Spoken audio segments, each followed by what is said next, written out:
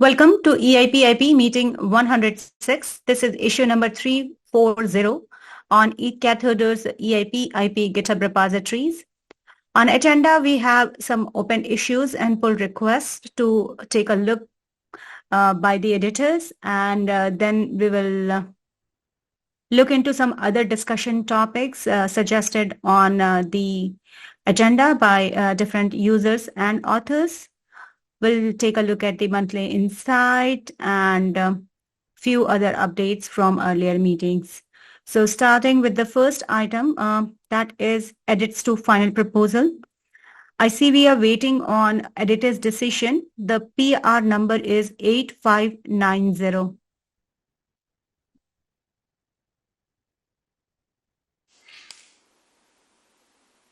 Yeah, no, I'm okay merging this.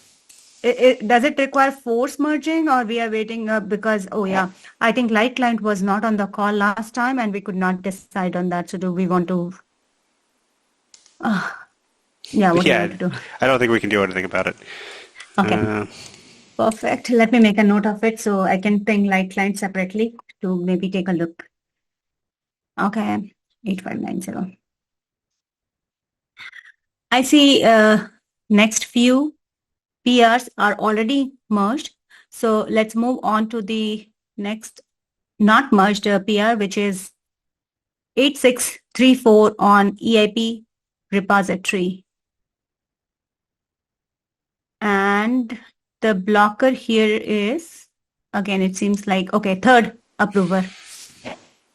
Okay. I don't know, Victor, could you approve this? Can you maybe take a look? And I think it requires 3 editors' approval. Yeah. I mean, we could also do a call for input if we really want to. Wait, didn't we already do a call for input on this, or did we not? I think my bad. It was my responsibility, and I messed on that. But no, we did not do call for input for this one. Sam, you know my position. I think this is a general thing that we should approve. All right. Then, yeah, so you've approved it. It's good to go. Okay, great. So the next one is miscellaneous issues and that may require attention. And the first one is, oh, wow. So resolve the EIP 7212 migration. Can we move it to the later part? I know it's going to be a little bigger and we do not see the proposer on the call. So can we move it to the later and look into other stuff? Yep. Okay, cool. The next one is Node.js action are duplicated. PR on ERC repository 473. I'm not sure if it is a genuine one or kind of spamming. It's legitimate. Like, okay, we do need to update our things eventually. They'll stop working when GitHub drops support for the old Node.js. But we don't need to do anything until then. So is there any message that we can communicate to this user? Like, are we gonna look into it, or if it has to be looked after some time, we can just let them know? I think they are also pointing towards pull request that is 202 for collateralized NFT. Yeah, so this isn't blocking anything. It's just annoying. Yeah. Okay, so we can just let it be open there. Yeah, I'll get around to it eventually. Okay. Perfect. Something that cat herder could help. Let's say someone who's interested in helping out could actually try to fork it and test it that they can deprecate the 16s and Node.js 16 and get it work, and then come back with a PR that you can approve rather than waiting for your bandwidth to open up to do it on your own. And it also a good training for them. Do you think this is the kind of task, or do you think this is? Oh yeah, absolutely. This should be trivial. Literally just changing a 16 to a 20 somewhere. So I don't know if this can be reworded and created as an issue. Then Sam, maybe we can give it to some new contributors. Yep. Yeah. Okay. Yeah. please share that link so I can share it with the team as well. Perfect. Thank you, Victor, for the suggestion. It's helpful. I will leave Oh, them to say this is open up for public contributions. PRs welcome. Yes, of course. That's why we want a public issue so people can like look into that. We will share the issue and people can look into that. Whoever is available may be able to work. The next one is fix assets redirect. Seems like a genuine one. And It is, yeah. Yeah, of course. Some conversation ongoing. Except for the last one, seems like a spam. It is. Can it be closed? And I think GitHub has already, but why? GitHub has already commented that it could be closed. Oh, yeah, it's just our stale bot doing that. Yep. It's fine. Okay, so what is the next step here? There's a couple ways forward for this. So if we want to just continue on with the repositories we have now, we need to do something to like further separate the EIPs and ERCs websites. And once we do that, then this will like fall out and be fixed. The other option is we convince me to finish working groups and we just switch over to that, and that'll also not have this problem. Okay. I mean, which specific context that you're discussing about this thing? Like the issue number, it's 243 on the ERC's repository. Oh, assets redirect?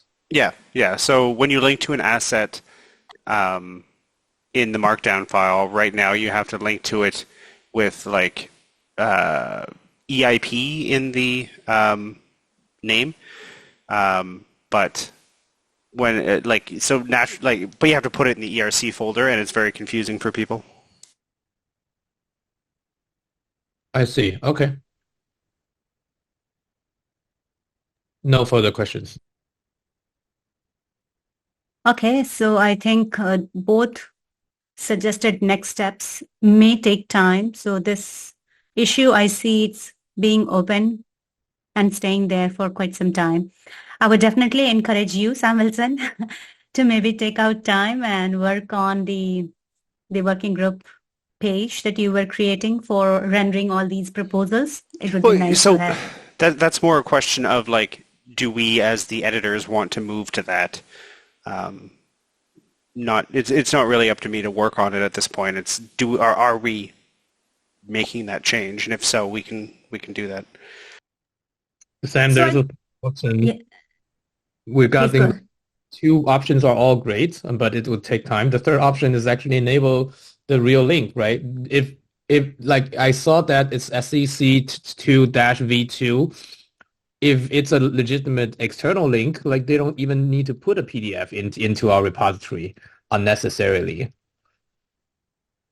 Right. So yeah, if we approve external link for these things, we don't need to wait for that.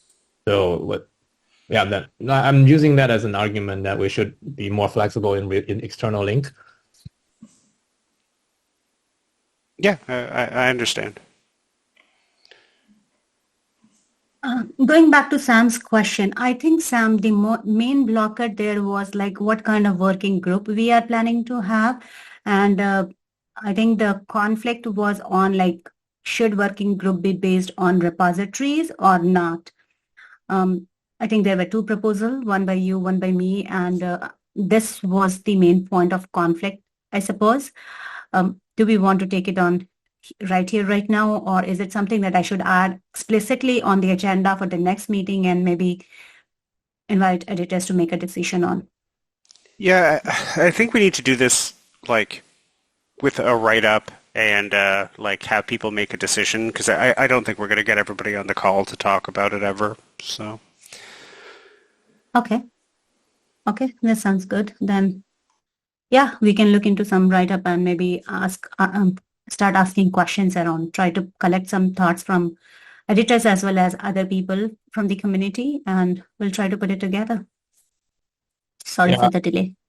I actually find that you're not conflicting each other, actually. Like, we can have a higher level, let's say, governance group or repository group, and then any other people who want to collaborate can form topic group, which could be like subset within a repository or across different repositories. Doesn't matter. It's a topic that people want to collaborate. So I don't see that it has to conflict. These two proposals can coexist, actually, and can combine.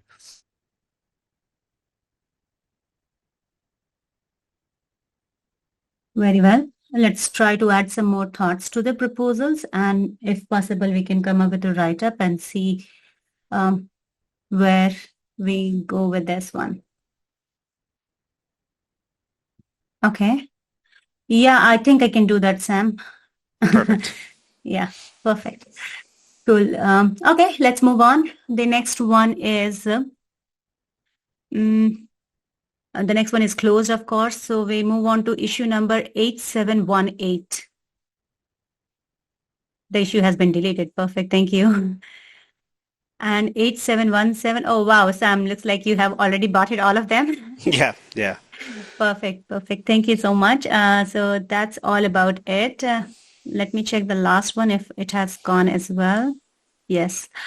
So I don't see the call for input deadline has reached for the only call for input, that is number 343. So yeah, perhaps we can move to the next section, and we are also joined by Dexran. So the first item on other discussions is security issues with ERC20 and ERCs in general. Dexran has added some comment to this agenda. Dexran, I would like to invite you to maybe give some background and share your specific questions, how we can help you. Hello, everyone. Today I'm here with Dario. Dario works for EOS support. EOS implements the Ethereum virtual machine in its smart contracts as well. So whatever we are going to discuss here is also relevant for EOS community. So I would like to start with a summary of the history of the problems that I'm going to discuss, because it's quite long. So we have an ERC20 standard in Ethereum. It was developed in 2015. At that time, there was a call stack depth bug in Ethereum virtual machine. So in order to make token not affected by this bug, there were two transferring methods implemented in ERC20. One is designed to transfer tokens to externally owned addresses, and the other is used to deposit tokens to smart contracts.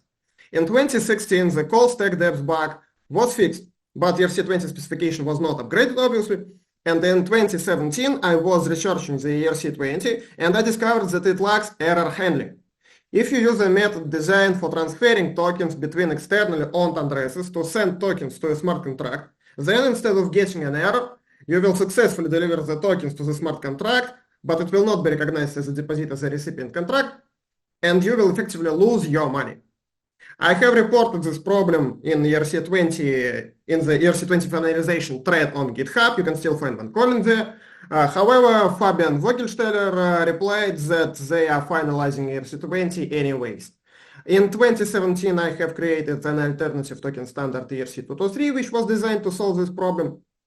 And in 2019, there were about $2 million worth of ERC20 tokens lost because of this issue that I discovered and reported.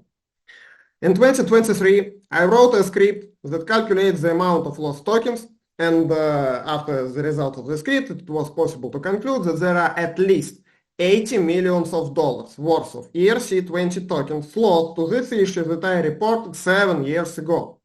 At this point, I was trying to escalate this problem in 2023. You may remember my proposals, and my general proposal was to add this description of the problem to the ERC20 security considerations section in the text of the ERC20.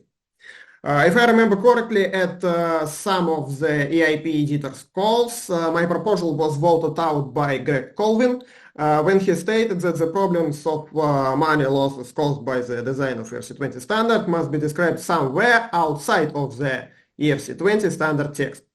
And I was told to create an informational EIP to describe this problem of ERC20. I have created one, but it was subsequently rejected by EIP editors. I don't know the reason, but we can find it on the GitHub. It's still there. So here we are right now. Currently it's 2024. Yesterday I ran my script again to calculate the amount of lost tokens, and as of today there are another $20 million worth of ERC20 tokens lost, which were not lost on 25th August 2023. So if we will take this amount as a key performance indicator of the Greg Colvin's idea of how to handle the problems of disclosures in EIPs, then this idea quite failed, because people keep losing money to well-known issues that was reported 7 years ago. So now let me explain what is done wrong. Once I know those requirements that I'm going to highlight are not my personal invention. I did some research on the evolution of C++ programming language standards, and I found some documents that describe the workflow of ISO C++ committee.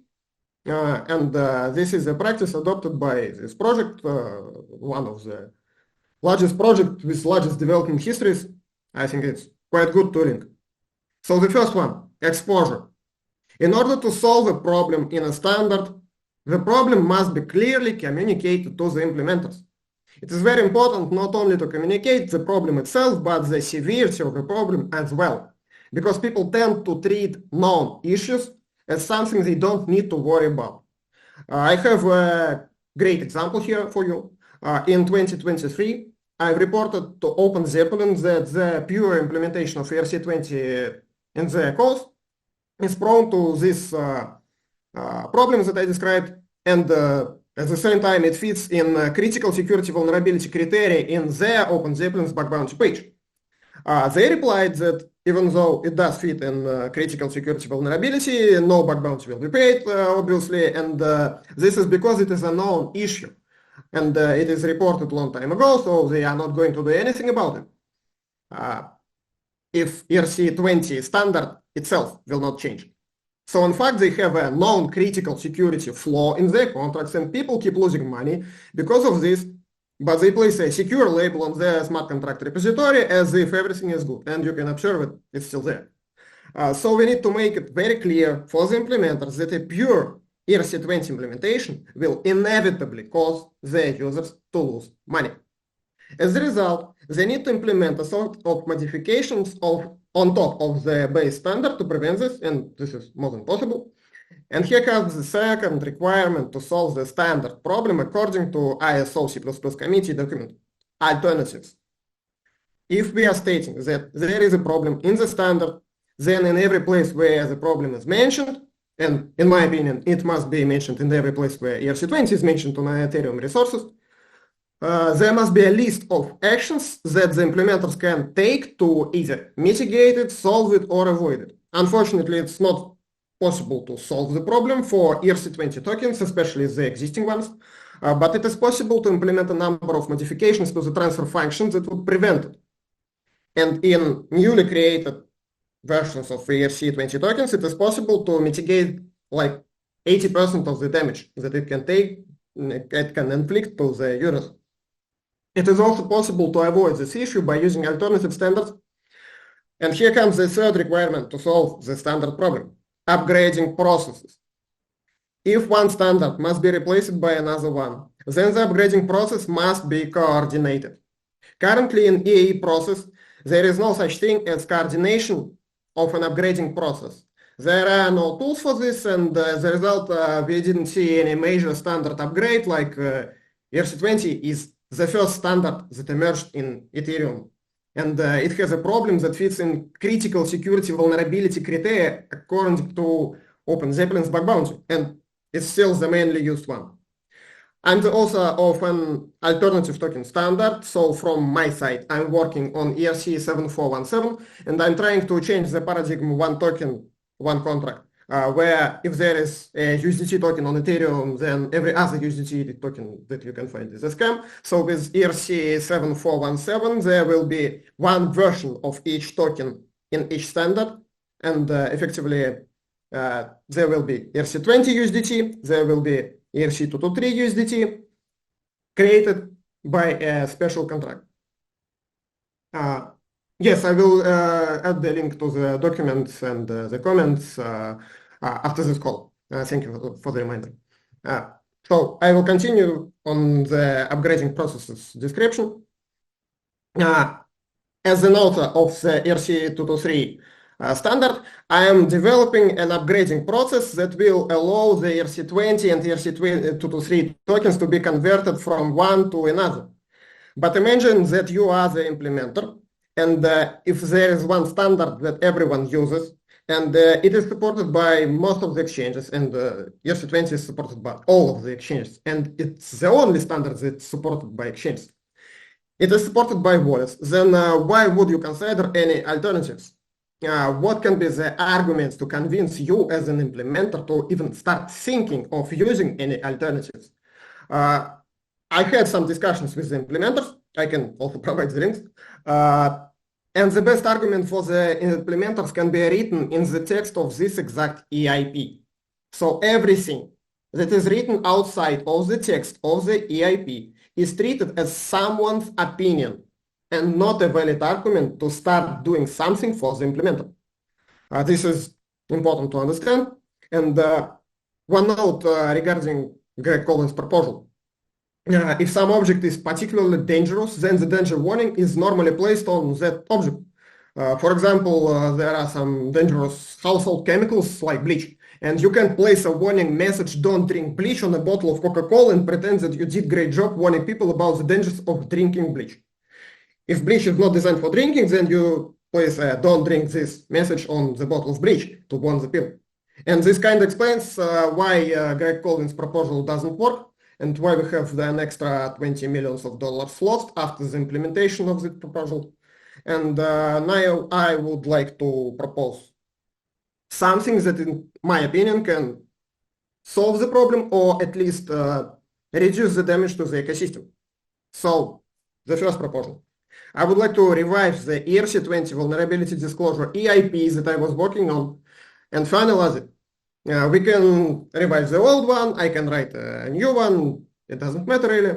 And we need to add the warning to the security consideration section of ERC-20 text, as I initially proposed. Currently, a year passed, $20 million are lost. I think it's time to change the strategy.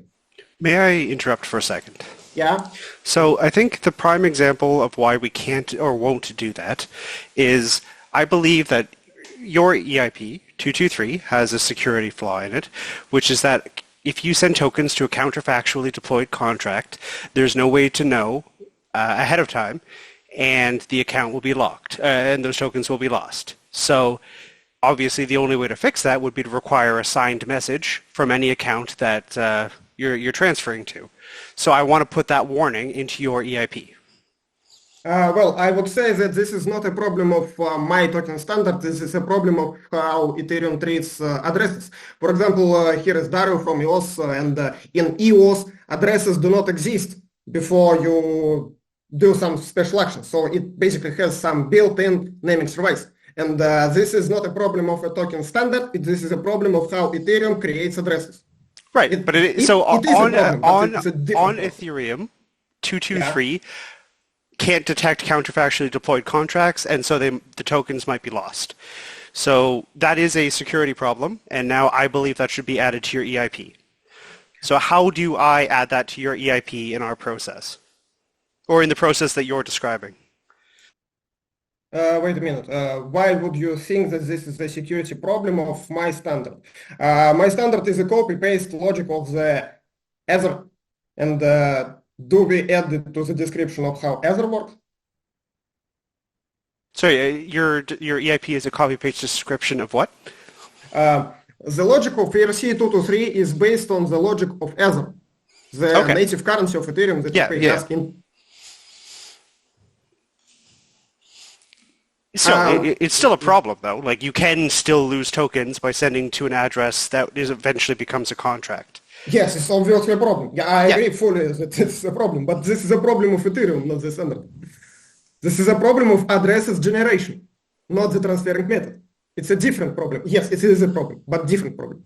So I think what I'm trying to say is that any process that we create for modifying final EIPs needs to be able to account for these kind of disagreements and needs a way to resolve these disagreements that doesn't rely on editors being experts on what's a protocol problem versus a standard problem.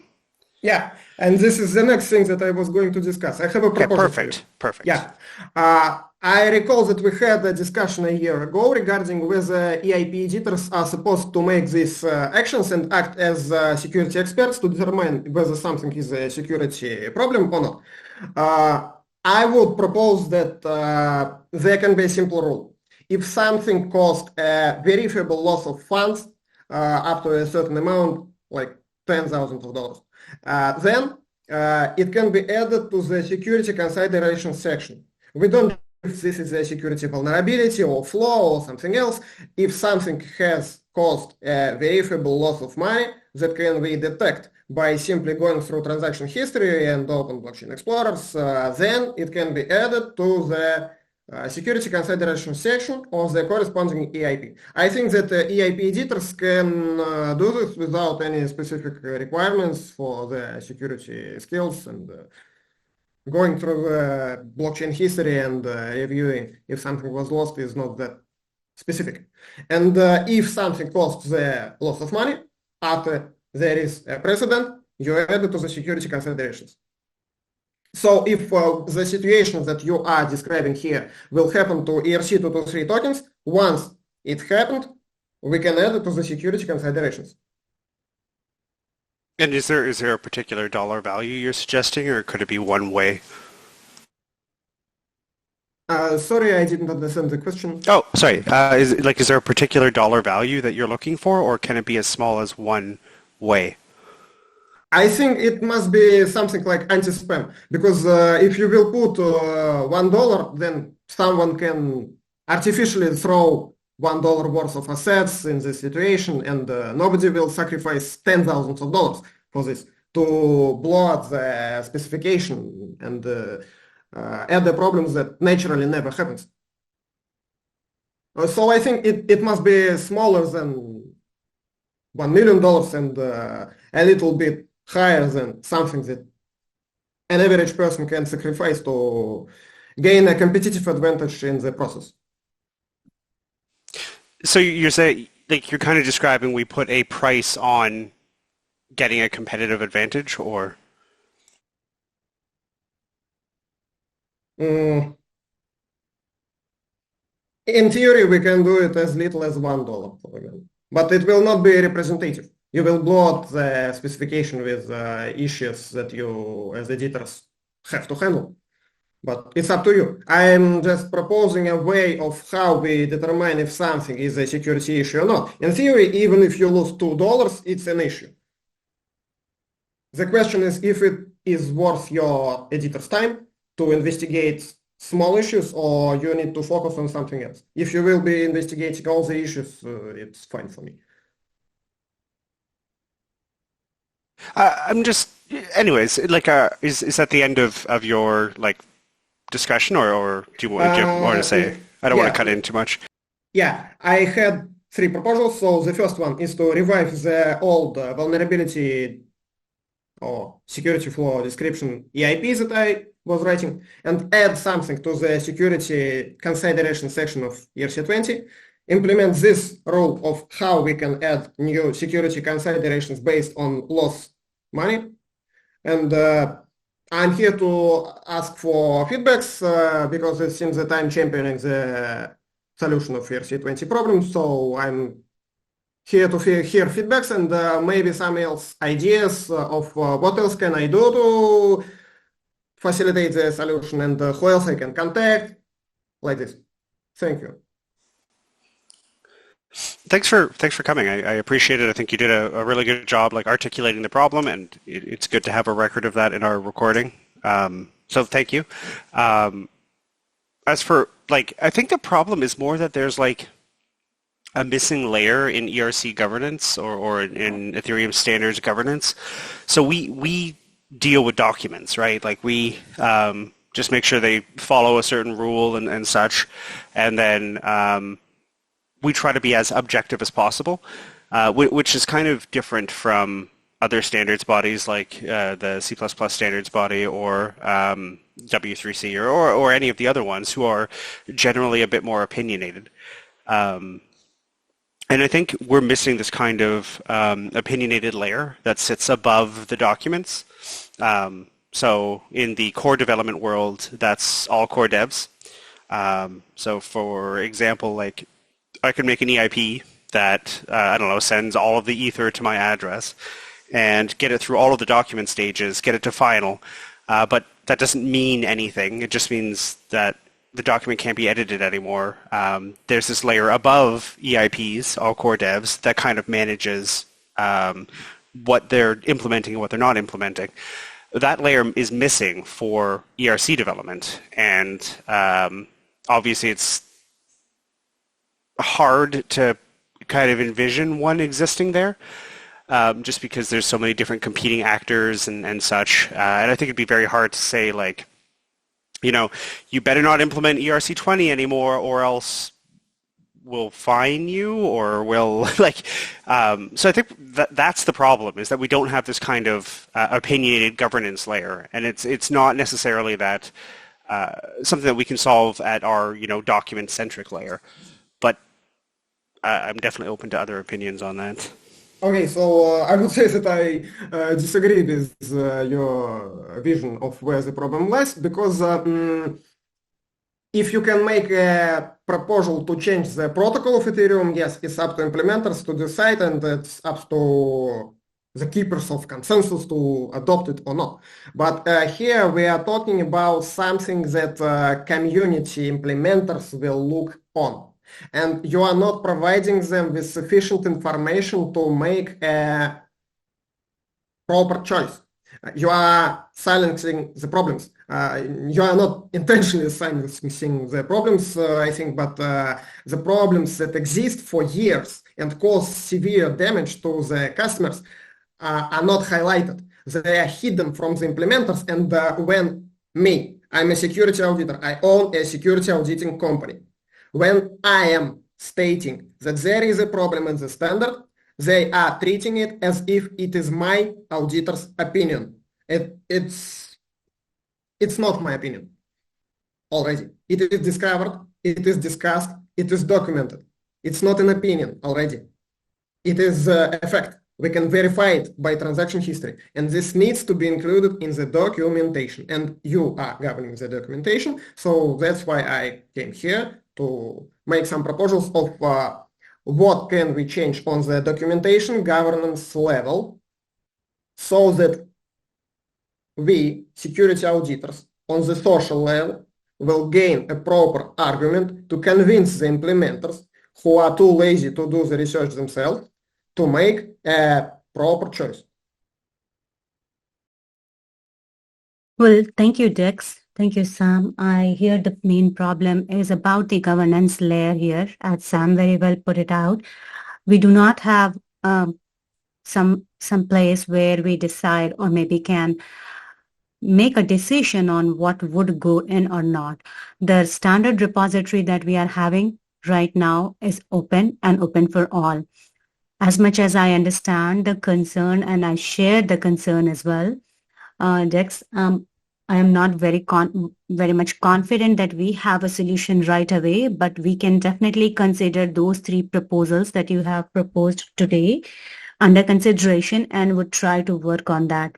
However, as you have also mentioned in the issue itself, the document shared by Sam Wilson about brainstorming for security disclosure, as we say that this EIP process or the ERCs, those are available on the standard, are mostly author driven. We definitely can help them understand the issue, but adding such warning has not been accepted so far. I'm just trying to explore if there are any other venue where we can add it without disturbing the current organization or the template that we are following for proposal. I do not have a straightforward next step for you, but what we can do is, like, if you want to, like, as you have already championed 223 and it is there for us now. If we want to propose something new, we can maybe increase discussion on that side, or if you think we should involve more parties, maybe some application developer who would like to spot the idea of getting this thing documented in either EIP1 or ERC20. I'm open to have a specific discussion on this if you would want to. I'm not here to propose something new. I'm here to state that what was already proposed and rejected was the proper version. Because I made a proposal, Greg Colvin voted it out and made another proposal. His proposal doesn't work. We can identify it by the amount of lost money. And it's time to change the strategy, in my opinion. And I'm here to basically ask if it is worth to revive this EIPs that I was working on a year ago. And if in the light of new events, I see the lost money. Can you tell the number of the EIP you are mentioning here, if it is not 2 to 3? I can find it. I'm not sure right now. I will find it and attach it in the comment thread alongside the documents that I mentioned. Of course. Yeah, that I think would be a good start again for bringing this conversation back if it is backed by a proposal already either in draft or stagnant status. Even if it is there, we can perhaps start making discussion on that. But the main blocker is main blocker with not updating ERC20 is when a proposal moves to final status, we do not want to make any changes to that. And if we have something new, we can perhaps make room for that, but we want to avoid updating ERC20 as much as possible. Yeah, but the problem here is that you do not allow EIPs to go to the implementator before it reaches final state. And bugs and problems are normally discovered during the testing state. So in your system, you don't have a room for testing period. Proposal reaches final, and at that time it becomes immutable, and only at this time a new issue can be discovered when it is already immutable. Well, so last call would be the time to start implementing an EIP and then reporting any issues while you implement it. Yeah, I understand we do not have like proper testing, DevNet and public testnet kind of thing as we have it for core proposals. That's not existing for ERC, and that's why we have been stating it as a standard and authors should implement on their own risk.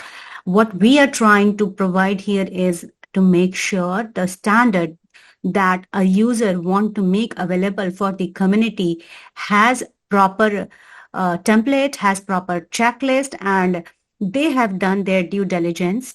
They have documented the specs in a way it should be useful by any other implementer to implement in the project. EIP editors may not be able to verify whether this has been tested 100% or not. Yeah, I understand, but the problem here is why is the security consideration section immutable?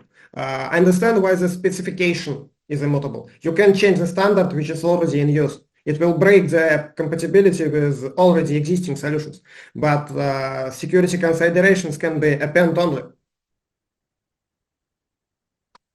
That's a fair point. All right. I think security consideration is definitely for implementers support, so they should be aware of what are the things that they should be mindful of. I hear your thoughts over there. May not have immediate solution for that, but I would highly recommend you to come back with the proposal that you have anywhere. Even if it is in stagnant status, we can perhaps bring it back and start talking about it and see if that would be helpful. All right, thank you. I will definitely revise this proposal, and I will attach the link to the comments.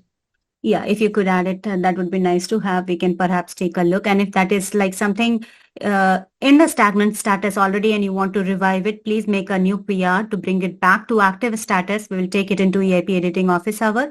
to make sure that proposal is merged as active, and then we can start discussing it actively on its Fellowship of Ethereum Magician page to see what we can do next. Very well. That was a big chunk of our discussion today. I know we have a few other items to go over, and there was also a request from 7212 team to see what we do about it.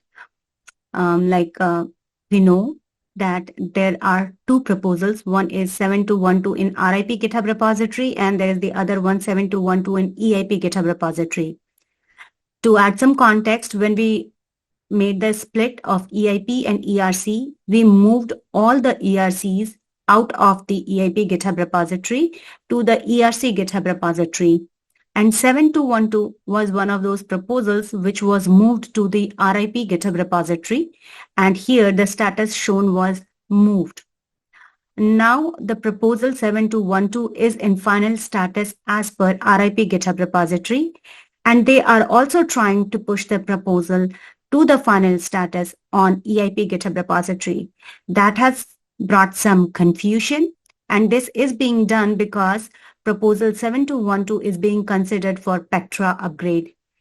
I think people are getting confused whether they can have the same number on both repositories. I would be curious to hear thoughts of editors, and we should keep it in mind that the number allocation process is uniform across all these repositories. So far, we have only one number existing in one repository. We do not have duplicates of that. I'll put up a call for input for it. That would be nice. Yeah. And yeah, another point that is for consideration here is the pre-compile address is different in RIP 7212 and EIP 7212. So we should highlight that as well. That means the specs are not 100% exact same. They have one minor change, and that change is in specs section. Well, thank you, Sam. I think that is also up for all core dev meeting. So if you could create the call for input, we can also share it with people there, core developers people, if they have anything to add, although this call for input is specifically for editors, but we can definitely collect their thoughts as well. Okay, couple of other items. This, I think we can perhaps skip it because we don't see too many editors here, but we can get into the other one. Okay, discuss blockers to merge a pull request. So the last week I was in Edge Esmeralda, an event in California, and I got a chance to talk to Tim Beko as well, and we were discussing the issues that EIP team think that they have these issues with the EIP editors, like where they would need support from EIP editors. So we looked into the PR blockers. It seems like on a broader level, we have like 4 different kind of PR blockers. Number 1 is waiting for editor. Number 2, waiting for author. Third, we have lot of open PR which are into draft status but haven't been merged. There are a few, of course, more which are based on CI test pending. So there were 2 issues that I think this group may be able to support. One, PRs which are waiting for editor, and second, PRs which are made for new drafts. On the Discord channel of ETH R&D, also we have received one PR suggested by one of the developer, and he's having this question like, what should I do to get this proposal merged as draft? My question to editors here would be like, can we think of some, maybe an estimated timeline for merging draft proposals? But when we are suggesting this timeline, we should keep it in mind that draft proposals are very basic. It need not be 100% like correct, because for that we have the review status. But if we can come up with certain timeline, that way it will help us reduce the number of open pull requests, as well as It will give the confidence to core developers who are trying to make a proposal for consideration in network upgrade that they are there. I noticed some of the PRs which are in draft status have also been moved to stagnant, but I tried to list out some of them which are out there. Please share your thoughts on how we can minimize this wait time. Sure. So one idea that my partner Nikki had, who isn't here to present it unfortunately, but since it came up, I'm going to talk about it anyways, is this. It is a Rust tool that pulls the repository and puts all of the pull requests into the order that they require attention by an editor. The algorithm is basically like find the oldest author interaction that is after an editor interaction and then sort by oldest first. So this can kind of give you an idea of when your pull request is due to be reviewed, like how many things are in front of you. And it also makes it a lot easier for editors to find stuff to work on instead of having to go through the whole list. So this is one idea we had to kind of, A, give authors an idea of how long they're going to be waiting, and B, make it easier for editors to find out what to work on. Yeah, so that's kind of one idea, I guess. Pretty interesting, like how we can implement this, what support we can provide that this tool is made available for either on the EIP repository for editors to maybe take a look into. Yeah, so my end goal is to have this as part of the build so that every time somebody publishes the website, it'll update this and kind of just let you know how many things are in front of you.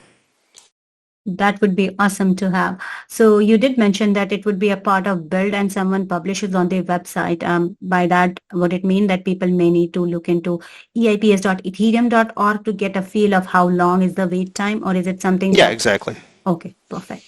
Sorry, Victor, you were saying something. Oh, no, I like this idea a lot. I think having this information will help at least give an estimation for how long it would take for them to approve. But also, I think in general, having a statistic published, like average time get from one place. I know that EIP Insight already have that information. Maybe we can also publish that to get a general kind of estimates.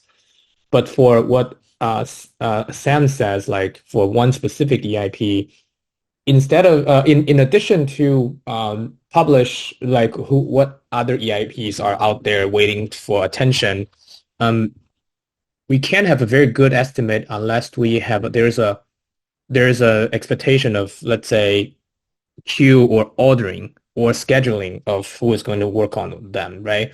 Even if this EIP could be in the queue, some other like EIP editors or other people might be focusing on other EIPs, not yours, which means you can wait longer, right? So how do we figure out which one to schedule, which one to prioritize? Is there ever a prioritization approach? I think that's a question I have. Like, how should we, what's your opinion on that? I think it is prioritized by date, like if I understand that correct, Sam? So in this tool, yeah, so okay, for editors in general, I would very much recommend just picking the oldest EIP and trying to get that one merged. And if you're blocked on the author, move to the next oldest one, and don't prioritize in any way other than that, because it gives the appearance of non-neutrality. But that's just me. I'm not going to force anybody to do that. The tool specifically does it based on the oldest author interaction. So that's like a commit, a comment, an edit, like any of those things. So the oldest interaction by an author of the EIP that is after the most recent interaction by an editor. And that's how this list is prioritized. I agree with your approach. I think that's actually a good way, at least for the pure editing part. Yeah, exactly. It just means like the oldest, the people who have been waiting the longest get interacted with first. That would be awesome to have because as I was mentioning earlier, I have seen some of the proposals which are in the draft status and has been moved to stagnant because the wait time was a little bit over than expected. Do you mean like stale, or do you? Oh, you mean like the EIP was merged as a draft, and then No, it wasn't merged. Yeah, no, those are the worst. I try to. So Yeah. my editing routine is look through the recently closed things and unclose the ones that were that haven't been reviewed yet. Yeah. Yeah, so I have tried to maybe share a list here on the agenda, which are some of the open proposals for new core EIP and networking and interface. Perhaps I'm not very confident that all of them are core, but definitely I have taken all of them from the EIP GitHub repository. And it would be nice if someone can maybe take time and maybe able to merge. Some of them has received some attention, some inputs from editors, and they all of them have a number, but they aren't merged yet. So if on the draft level, we can just make sure that the proposal is abiding by the template, the EIP template, they receive the real number and it can be merged. So these people can talk a little bit more about it and we can get into in-depth review when the status is proposed to be changed to review. Sure, I can take a look through these. Okay, perfect. I think that would definitely help providing some confidence to the core development team that EIP process is not completely broken. Editors are there, they are reviewing it, just that the number of proposals or pull requests for review are a little more than the number of editors we have here to review all these proposals. And if I'm being completely honest, I don't review EIPs anymore. I kind of hope that Matt and Gajinder do those. I haven't done an EIP in quite some time. That's not bad even. Like we have two people to maybe take a look into EIPs. So unfortunately, I'm not seeing them on the call today. So we'll try to talk to each one of them as well if they can follow the same norm and maybe able to merge these proposals and not get involved with reviewing because the main issue that was highlighted to me when it gets onto review on the pull request, most of the conversation are there on the PR itself and they are not being captured on the Fellowship of Ethereum Magician. That way, some people may lose some context. So it is a suggestion that we should merge the proposal as draft. So whenever they are having some discussion, it would be moved to the Fellowship of Ethereum Magician, not on the initial draft pull request. Yeah, that's a good point. And also, Sam, I some of the ERCs I like to merge, but I saw that you already have some comments and we're waiting for authors to kind of come back.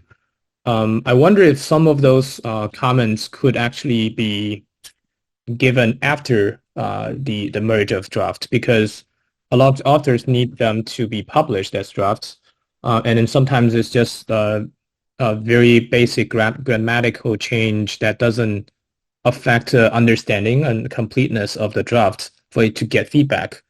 I wonder if it's okay if I go ahead and waiting for them to come back with an updates for those. As long as I haven't marked it as Blocking. request changes, like as long as there's the 3 ways to reply, right? There's approve, there's comment, and there's request changes.